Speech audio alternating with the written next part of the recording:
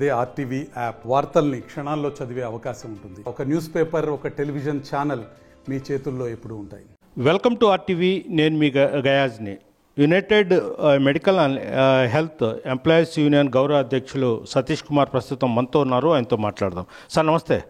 Sir చెప్పండి, అంటే ప్రధానం జిల్లా ప్రభుత్వ ఆసుపత్రిలో సిబ్బంది కొరతతో చాలా ఇబ్బంది, అంటే రోగులు ఆసుపత్రికి వచ్చే రోగులు చాలా సఫర్ అవుతున్నారు. మీ యూనియన్ తరపున మీరు ఏదైనా ఉన్నత స్థాయి అధికారులకు ఫిర్యాదు చేయడం కానీ పోరాటాలు చేయడం కానీ ఏమైనా జరిగింది? మేము ప్రభుత్వ జనరల్ హాస్పిటల్ సంబంధించి అధికారుల దృష్టికి చాలా సందర్భాల్లో అనేక సమస్యలు తీసుకెళ్ళాం. దాంట్లో ప్రధానంగా ఏంటంటే ఎఫ్ఎన్ఓ ఎంఎన్ఓ సిబ్బంది తగినంత స్థాయిలో లేరు అని. ఉదాహరణకి డాక్టర్లు 300 పైగా ఉన్నారు. అట్లాంటప్పుడు కింది స్థాయి సిబ్బంది వాళ్ళకంటే ఎక్కువ సంఖ్యలో ఉండాలి, అంటే ఒక 400 ఒక 500. కానీ గవర్నమెంట్ హాస్పిటల్లో ఎఫ్ఎన్ఓ ఎంఎన్ఓస్ ఉన్న సంఖ్య ఏంటంటే 18 మంది. ఈరోజు మొత్తం 750 బెడెడ్ హాస్పిటల్స్, మళ్ళీ అదనంగా కొన్ని బెడ్స్ కూడా అక్కడ చేర్చున్నారు. ఇప్పుడు ఇన్ని బెడ్స్ ఉన్నటువంటి హాస్పిటల్స్లో పేషెంట్ని తీసుకెళ్లడం కానీ, పేషెంట్కి సర్వీస్ చేయడం కానీ, ఇవన్నీ లేదా ఎవరన్నా చనిపోయినా లేదంటే వార్డు నుంచి ఆపరేషన్ థియేటర్కి వెళ్ళాలన్నా కానీ ఎఫ్ఎన్ఓ ఎంఎన్ఓస్ చాలా కీలకం. అట్లాగే వార్డు బాయ్స్ వీళ్ళంతా కూడా. కానీ వీళ్ళ పోస్టులు ఉండేది 18 మంది, అది కూడా 3 షిఫ్ట్లు కలిపి, అంటే మార్నింగ్ ఒక షిఫ్టు, మధ్యాహ్నం ఒక షిఫ్టు, రాత్రి ఒక షిఫ్టు. ఇంత తక్కువ సిబ్బందితో హాస్పిటల్లో ఏ రకంగా పేషెంట్ కేర్ అనేది ఇస్తారు? అది సాధ్యమయ్యేటువంటి ప్రసక్తే లేదు. ప్రభుత్వం అనేక సార్లు మేము పోస్టులు భర్తీ చేస్తున్నాం అని చెప్పేసి చెప్తున్నారు. ఒక డాక్టర్ పోస్టులు మాత్రమే భర్తీ చేస్తున్నారు. ఈరోజు కింది స్థాయి సిబ్బంది లేకుండా, భర్తీ చేయకుండా పేషెంట్ కేర్ రావాలంటే గవర్నమెంట్ హాస్పిటల్లో సాధ్యం కాదు. అందువల్లే పేషెంట్ని తీసుకెళ్ళడానికి ఎవరూ లేరనేటువంటిది, వీల్ చైర్ లేదనేటువంటిది, లేదంటే గంటలు పేషెంట్స్ అక్కడ గవర్నమెంట్ హాస్పిటల్లో పడిగాపులు కాసే పరిస్థితి. ఇవన్నీ మనం ఎందుకు చూస్తున్నాం అంటే కింది స్థాయి సిబ్బంది ఈరోజు చాలా తక్కువగా ఉన్నారు. అనేక సందర్భాల్లో సూపరింటెండెంట్ గారికి చెప్పాం, జిల్లా కలెక్టర్ గారికి చెప్పాం, డిఎంఈ గారు వస్తే డిఎంఈ గారికి చెప్పాం, ప్రిన్సిపల్ సెక్రటరీ వస్తే ప్రిన్సిపల్ సెక్రటరీ గారికి చెప్పాం. ఎవరికి కూడా చిత్తశుద్ధి లేదు. అసలు ఈ సమస్య ఎంతవరకు వాస్తవం, దీన్ని పరిష్కారం చేయాలా వద్దా, నిజంగా పేషెంట్ కేర్కి ఇబ్బందా లేదా అనేటువంటిది పరిశీలించే పరిస్థితుల్లో కూడా ఈరోజు అధికారులు లేరు. అంటే ప్రజా వైద్యం పట్ల, ప్రభుత్వ హాస్పిటల్ పట్ల ఈరోజు సిబ్బంది పనిచేయకపోవడం ఇవన్నీ చెప్తుంటారు. అక్కడ అది కాదు. ప్రధానమైన సమస్య ఏంటంటే పై స్థాయిలో అధికారుల నుంచే తీవ్రమైనటువంటి నిర్లక్ష్యం ఈరోజు కనిపిస్తూ ఉంది. ఆ ఎఫ్ఎన్ఓ ఎంఎన్ఓలు 300 మంది సుమారు గవర్నమెంట్ హాస్పిటల్లో భర్తీ చేస్తే తప్పితే గవర్నమెంట్ హాస్పిటల్లో మంచి సర్వీసెస్ పేషెంట్కి ఇచ్చేటువంటి పరిస్థితి ఉండదు. సార్, ఇప్పుడు ప్రభుత్వ ఆసుపత్రి మెడికల్ ఆసుపత్రికి అనుబంధంగా ఏర్పాటు చేస్తున్నారు, అంటే మెన్ను సిబ్బంది చాలా అవసరము. అయితే ఇక్కడ నెల్లూరు జిల్లాకు చెందిన 2 మంత్రులు ఉన్నారు. మంత్రి పొంగూరు నారాయణ ఉన్నారు, ఆనం రామనారెడ్డి ఉన్నారు. మంత్రి పొంగూరు నారాయణకు మెడికల్ కాలేజ్ ఉంది, మెడికల్ ఆసుపత్రి పెద్ద ఎత్తున ఉంది. అయితే ఎందువల్ల ఆయన పట్టించుకోకపోవడం మీరు ఎలా చూస్తారు? వాస్తవం. ఎందుకంటే పొంగూరు నారాయణ గారికి అత్యంత పెద్ద కార్పొరేట్ హాస్పిటల్ ఉంది. సిబ్బంది ఎంతమంది అవసరం, ఎంత సిబ్బంది ఉంటే పేషెంట్కి మంచి సర్వీసెస్ సేవలు ఉంటాయి అనేటువంటిది ఆయనకి అన్ని అవగాహన ఉన్నాయి. ఆయన కానీ దృష్టి పెడితే ఖచ్చితంగా ప్రభుత్వ హాస్పిటల్స్లో మంచి ఫలితాలు వస్తాయి. కానీ ఆ దృష్టి అయితే నారాయణ గారు కానీ ఇంకొక మంత్రి గారు కానీ దృష్టి పెట్టేటువంటి పరిస్థితి లేదు. మేము అడిగేది ఏంటంటే ఇప్పటికైనా సరే ఈ గవర్నమెంట్ హాస్పిటల్ ఏమి నారాయణకి పోటీ కూడా కాదు. ఎన్ని మెడికల్ కాలేజీలు వస్తే ప్రజలకు అంత మంచి జరుగుద్ది, మంచి సర్వీస్ ఉంటాయి. కాబట్టి మీరు గవర్నమెంట్ హాస్పిటల్ని అభివృద్ధి చేయాలనేటువంటి ఆలోచనతో ముఖ్యంగా పొంగూరు నారాయణ గారు ముందుకొచ్చి అధికారులందరితో కూడా మాట్లాడి నెల్లూరు జిల్లాలో మంచి సేవలు ప్రజలకు అందే రకంగా కూడా ప్రభుత్వ వైద్యశాలను తీర్చిదిద్దాలనేటువంటిది మేము నారాయణ గారిని కోరుతున్నాం. అంటే ఇప్పుడు ఒక పేషెంట్ బయట నుంచి పేషెంట్ వచ్చినప్పుడు అంబులెన్స్ నుంచి హాస్పిటల్ లోపల పోవాలంటే వీల్ చైర్ కావాలా? ఒకేసారి 4-5 రోడ్డు ప్రమాదాలు, అంటే మనకు దగ్గరలోనే జాతీయ రహదారి ఉంది, రోజు రోడ్డు ప్రమాదాలు వచ్చినప్పుడు చాలా ఇబ్బంది పడుతున్నారు. గంటలు అంబులెన్స్లోనే ఉండాల్సిన పరిస్థితి ఏర్పడుతుంది. రక్తస్రావణం అయిపోయి చాలామంది చనిపోయినారు. ఈ చిన్నవి కూడా ఎందుకు చేయలేని పరిస్థితి ఏర్పడి ఉంది? ఎందుకు అని అంటే 2 కారణాలు. ఒకటి, సపోర్టింగ్ సిబ్బంది. అదే ఇంతకుముందు చెప్పినట్టు ఎఫ్ఎన్ఓస్ ఎంఎన్ఓస్ వార్డ్ బాయ్స్ అక్కడ లేరు. కాబట్టి ఏదన్నా ప్రమాదాలు జరిగినప్పుడు పేషెంట్స్ వస్తే వాళ్ళు తీసుకెళ్ళడానికి అక్కడ మనుషులే లేరు. ఏ రకంగా తీసుకెళ్తారు అనేటువంటిది మొదటి సమస్య. రెండోది, వీల్ చైర్స్ కావచ్చు, స్ట్రెచ్చర్స్ కావచ్చు, ఇవన్నీ కూడా తగినంత స్థాయిలో అక్కడ లేవు. అట్లాగే క్యాజువాలిటీలో ఎన్ని రకాల పోస్టులు ఉన్నాయో వాటిలో కనీసం 50% కూడా అక్కడ లేవు. కాబట్టి ఈరోజు అత్యవసర కేసులు వచ్చినప్పుడు అక్కడున్న తక్కువ సిబ్బందితోనే పరిగెత్తి చేస్తున్నారు. దానివల్ల పూర్తి న్యాయం అయితే పేషెంట్కి జరగటం లేదు. గంటల తరబడి వాళ్ళు వేచి ఉండాల్సినటువంటి పరిస్థితి. ఈరోజు ప్రమాద తీవ్రత ఎక్కువగా ఉంటే ప్రాణాలు కోల్పోయేటువంటి పరిస్థితి కూడా ప్రభుత్వ హాస్పిటల్లో మనం చూస్తున్నాం. ఆ క్షణానికి మనకేందనంటే అక్కడున్న సిబ్బంది మీద కోపం వస్తుంది. కానీ దీనికి కారణం ఎవరు? ప్రభుత్వం అక్కడున్నటువంటి సిబ్బందిని నియామకాలు చేపట్టలేదు. ఆ క్యాజువాలిటీలు ఏవైతే ఫెసిలిటీస్ ఉండాలో అవన్నీ కూడా కల్పించాల్సిన బాధ్యత రాష్ట్ర ప్రభుత్వంది. గతంలో ఉన్న ప్రభుత్వం కానీ ఇప్పుడు ప్రభుత్వం కానీ ఆ సౌకర్యాలు కల్పించేటువంటి బాధ్యత తీసుకోవడం లేదు. కాబట్టి ఈరోజు పేషెంట్స్కి ఆ ఇబ్బంది జరుగుతుంది అనేటువంటిది మా అభిప్రాయం. అదేవిధంగా ఎమర్జెన్సీలో కూడా సరైన వసతులు లేవు, అక్కడ చిన్న చిన్న పరికరాలు కూడా లేవు. అదేవిధంగా ఎంఆర్ఐ ఒకవేళ ఇది చేస్తే ఆ రిపోర్ట్ రావడానికి కూడా గంటల తరబడి, అంటే 24 గంటలు కూడా పడుతుంది, ఒక రోజంతా పడుతుందని కూడా ఆరోపిస్తున్నారు. దానికి కూడా కారణాలు ఏమై ఉంటాయి? మీ యూనియన్ తరపు నుంచి మీరు పరిశీలించింది ఏంటి? ఇప్పుడు ఈ మధ్య ఎమర్జెన్సీ సర్వీసెస్ కింద ఆర్ఐసీని కొత్తగా ప్రారంభించారు. ఆ ఆర్ఐసీకి సిబ్బందిని మాత్రం ప్రభుత్వం పైనుంచి కేటాయించలే. ఇప్పుడు ఓటీల్లోనూ ఇంకో దగ్గర పనిచేసేటువంటి వాళ్ళని అక్కడక్కడ అడ్జస్ట్ చేశారు. దానివల్ల ఏమైంది, అటు ఆపరేషన్ థియేటర్స్కి న్యాయం చేయలేరు, అట్లాగే ఐసీయూలకి న్యాయం చేసే పరిస్థితి లేదు. ఇట్లా సిబ్బంది కొరత ఒకటి. రెండవది ఐసీయూలో ఆక్సిజన్ సంబంధించి చూసుకోవడం కానీ ఇతరత్ర సంబంధించిన అన్ని ఇన్ఫ్రాస్ట్రక్చర్ ఇవన్నీ ఉన్నాయా లేదా.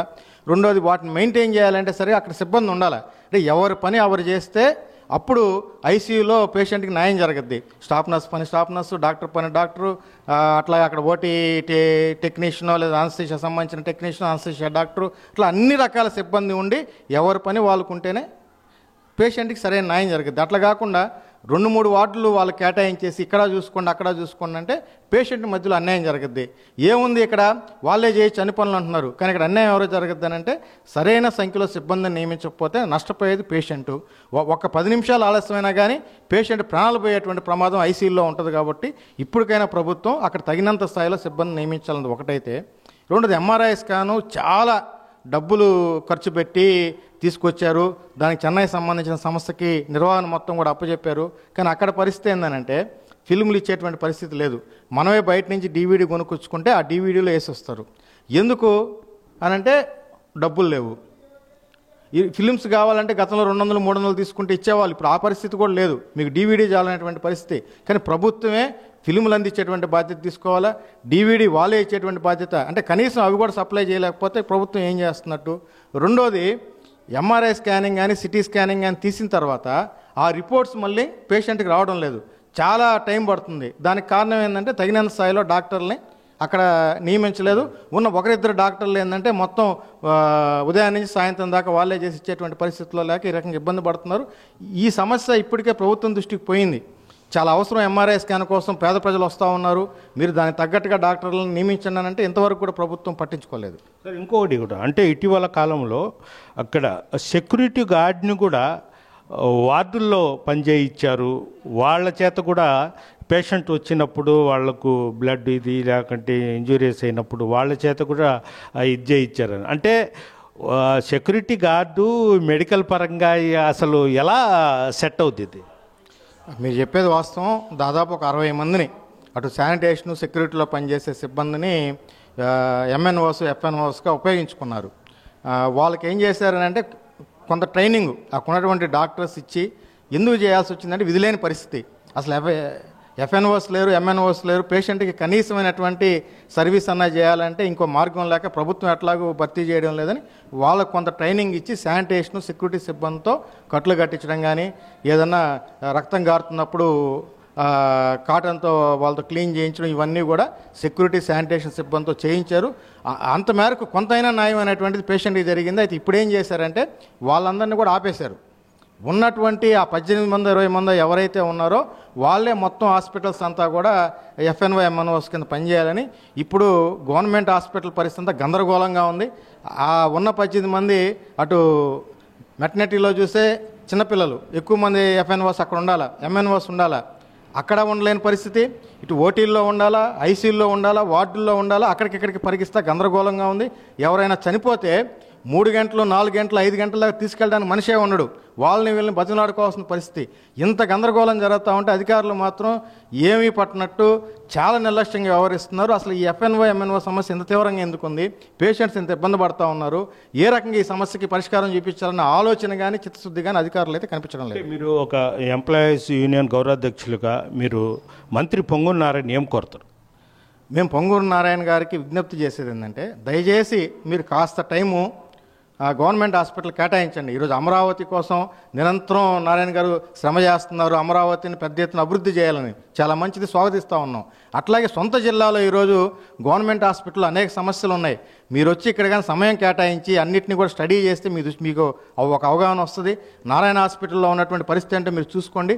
రెండింటిని కూడా కంపేర్ చేసి ప్రభుత్వ హాస్పిటల్స్లో అటు సిబ్బంది అట్లాగే నిధుల కొరత కూడా చాలా తీవ్రంగా ఉంది. ఒక లిఫ్ట్ పాడైపోయింది, ఇంతవరకు రిపేర్ చేసే పరిస్థితి లేదు. ఏసీలు పాడైతే ఎప్పుడు రిపేర్ అవుతాయో తెలియదు. ప్రభుత్వ హాస్పిటల్స్లో ఆపరేషన్ చేయించుకున్న దగ్గర కొన్ని మెష్లు కానీ ఇట్లాంటివి లేవు. అవి పేషెంట్నే కొనుక్కోమని చెప్తా ఉన్నారు. అట్లాగే ఏమన్నా చిన్న చిన్న యంత్రాలు పాడైపోతున్నాయి. అది ఈసీజీ యంత్రం కావచ్చు, అట్లాగే ల్యాబ్ సంబంధించి టెస్ట్ చేసేటువంటి యంత్రాలు కావచ్చు. ఏమన్నా పాడైపోతే వాటిని బాగు చేయించే పరిస్థితి లేదు, కొత్తవి కొనే పరిస్థితి లేదు. ఆఖరికి బుక్స్ రికార్డ్ వర్క్ రాయాలి. ఆ రికార్డ్స్ అయిపోతే కూడా స్టాపే డబ్బులు వేసి కొనుక్కునేటువంటి దయనీయమైనటువంటి పరిస్థితుల్లో ఈరోజు హాస్పిటల్ ఉంది. అట్లాగే ఈరోజు మంచినీటి సమస్య, వచ్చేటువంటి పేషెంట్స్కి తాగడానికి మంచినీళ్ళు కూడా ఎక్కువ చోట్ల అందుబాటులో లేవు.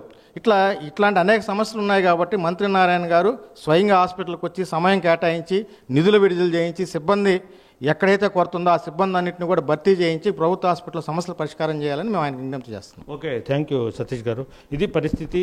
నెల్లూరు ప్రభుత్వ పెద్ద ఆసుపత్రుల్లో సమస్యల నిలయంగా మారింది. కనీసం అక్కడ ఎమర్జెన్సీ వార్డులో కూడా కనీసపాటి చిన్న చిన్న పరికరాలు కూడా లేవు. అదేవిధంగా ఎంఆర్ఐ తీస్తే 2 రోజులు పడుతుంది, మళ్ళీ రిపోర్ట్ ఇవ్వడానికి కూడా సిబ్బంది తీవ్రంగా ఉంది. అంటే 10 మంది చేయాల్సిన పరిస్థితి అయితే దారుణంగా ఉంది.